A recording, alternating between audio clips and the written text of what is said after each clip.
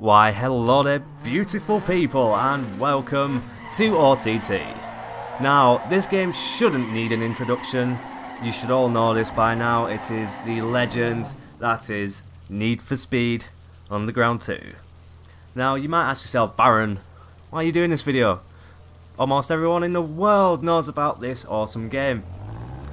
Well, actually correction, not everyone does apparently, because this video was kind of triggered by... This video was always going to happen, by the way. I love this game. For fuck's sake. I love this game too much to not ever do a video on it. It was going to happen sooner or later. But the thing what made it happen today is another YouTuber, which I shall leave nameless, made a video on this game referring in the title Ricer. Like this game has anything to do with Ricer, rice people, or the bloody... just thinking about the word Ricer makes me want to just fucking jump off a bridge. Right. Alright, let me explain to the people that still might think, well, actually, why is it not anything to do with Ricer? Just let me get rid of that quickly and get onto the game. Ricer is a term that is used to describe people who do up their car exterior, i.e. bodywork, paint, lights, rims, etc. But don't do up the performance side of the car, i.e. engine, suspension, yada yada. And anyone that knows what this game is will know it's... You don't keep your car stock. Almost from the first 10 minutes you're already upgrading your car. So yeah, let's get that out of the way. So, sorry that had to be said, but yes. Now let's get on to this. Now for this game, there's going to be two sorts of people that are going to be watching this. There are going to be the people that love this game and just want a nostalgia trip. I shall hopefully provide that for you. For the second category, you are the person that's never heard of this game, or you might have heard of it and never seen footage of it. And maybe you need some more explanations onto why this game is considered a legend, and I will be more than happy to do so. So first off, I think we've got to do a donut because that's like the law. Donuts. Right. So, why was this game considered a legend? Now, considering the time it came out, which I'm pretty sure was around 2004, it was way ahead of any other car game as far as customization, just for the pure fun factor. And it still is in many sense today, and we'll get to that point again later on.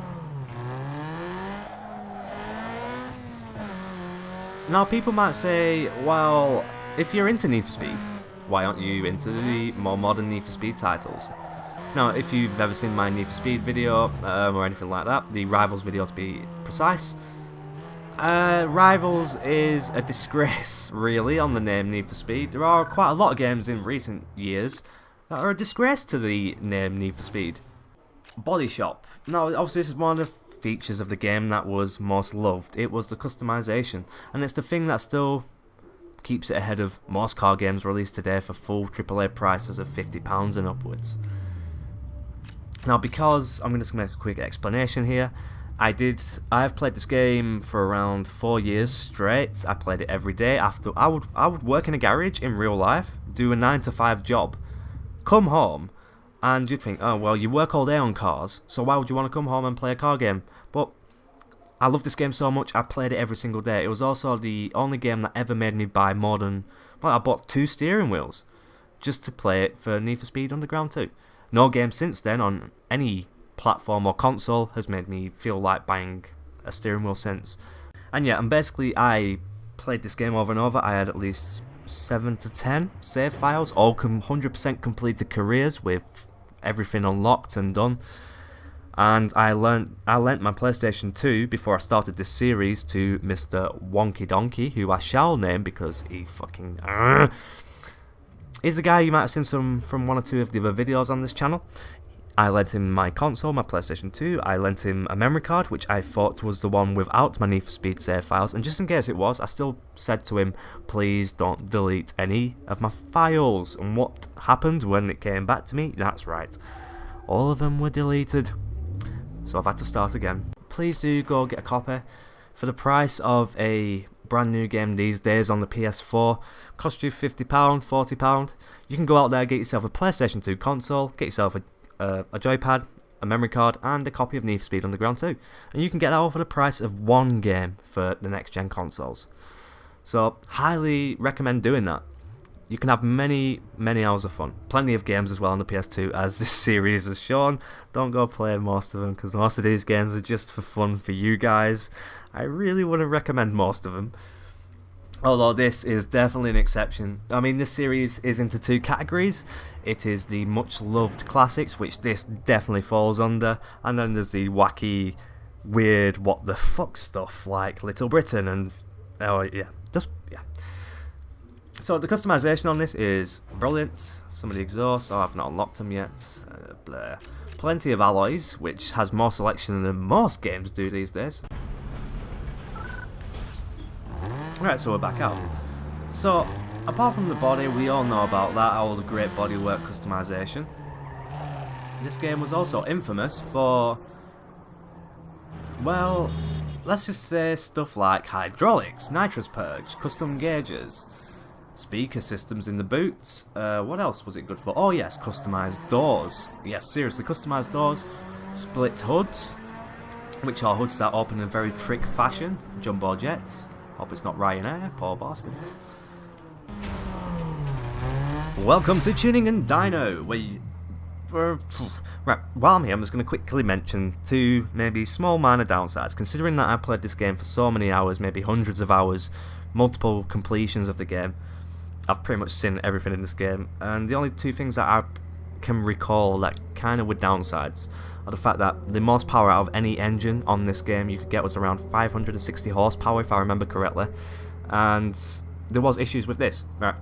So as you can see, in Dino you can pick a certain category to set your car up for, so you can have Circuit, Drag, Drift, Street X, and URL, which is Underground Racing League. And the problem was, when you're on career, and say you tune your car for circuit, which means it works when you're on free roam and it works when you're on circuit racing, it doesn't keep the settings when you go on to say something like drift. From what I remember, it just reset it back to its normal average settings. So it was kind of a pain, because if you set up a car for drifting, because obviously I'm a drifter, come on, my biggest video on the channel is a drift video, everyone knows I'm a drifter. Problem was, you set it up for drifting, you go on to free roam and you cruise around the map during the campaign or story mode or whatever you want to call it. It wouldn't have the same driving characteristics as the setup you would set it up for drifting. It would drive back to its average setup. So that's why I tend to use circuit and then set it up for drifting. So there's a little explanation there. That's also one of the minor downsides I remember. Right, so here's the power curves and the torque curve, and it's quite simple to understand. Now let me show you something that I have to show you. Tune settings, let's go to ECU. This is my favourite graph of all time. I have never been in love with a graph before, I'm not that sort of person, but this is the only graph in my whole lifetime that has ever made me fall in love. I'm in love with this graph. So as you can see, you can move it up and down. Every time you alter one, it alters the ones next to them, so it's got a knock-on effect. So it was you had to kind of get used to doing a certain pattern to get the power curve you wanted. Oh shit, I didn't mean to do that. Bollocks! Alright, okay, that actually looks okay. And this is what I'm trying to explain to you people that don't understand why this game was so way ahead of its time when it came out. This game was released in 2004, I think, from what I remember. And it's a game where you can modify your ECU curve.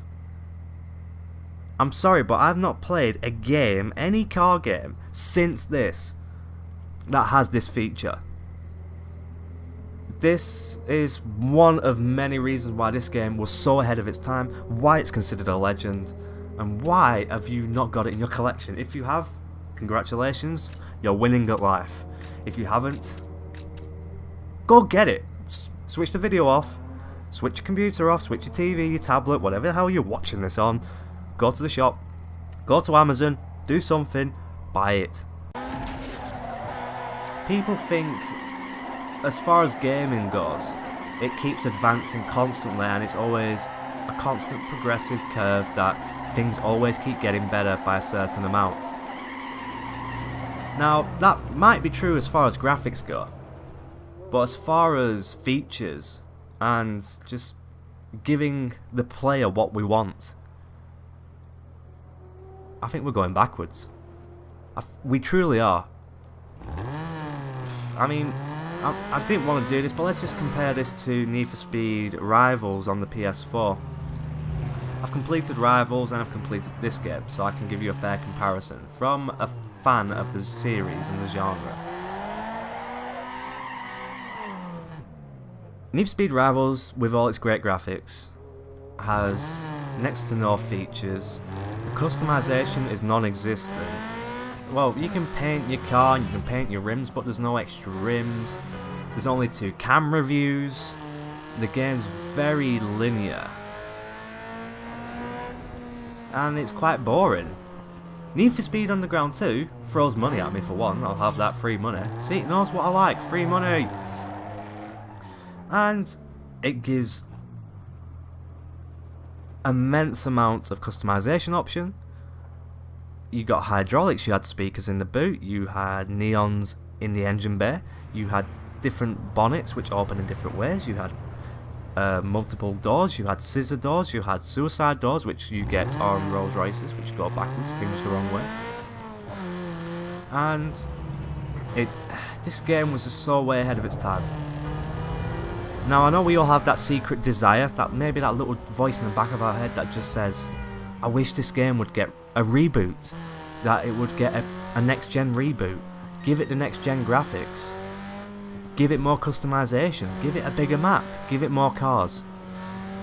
But as we've seen from the recent spate of games from Need for Speed from EA, they have been hit and miss. Some have been slightly better than others, but none have been, no Need for Speed since this has had an impact quite like this. I'm still in love with this game. So if I haven't convinced you, just from how passionate I feel about this, then I think you're beyond help. Sorry, I can't help you. This game is amazing. If you still have it, go play it again. It won't let you down. It's just as good as my memories serve me. It makes me smile just as much as when I was growing up. And why does this guy have to start speaking now? Shut up. Shut up. I'm speaking. I'm speaking about this game being so awesome and you're interrupting me. You're kind of defeating the point. Shut up. Thank you. Yeah. Apart from these people interrupting my commentaries, it's all fine. Yeah, go back play this game. It won't ruin your memories of it. It's still great. It holds up to this day. Which is back to the point that we started off this video. Why is this game still ahead of modern games? Now obviously visual wise, the graphics, it's nowhere near the graphics we have today, that's to be expected. But the way the game's laid out, the features in the game, the fun which comes out of this one game, I've not had this much fun off any other single game. Other Need for Speed games have come close to giving me the same amount of fun and the same amazing feeling of just playing the game. And unfortunately, I can't say that for the modern Need for Speeds.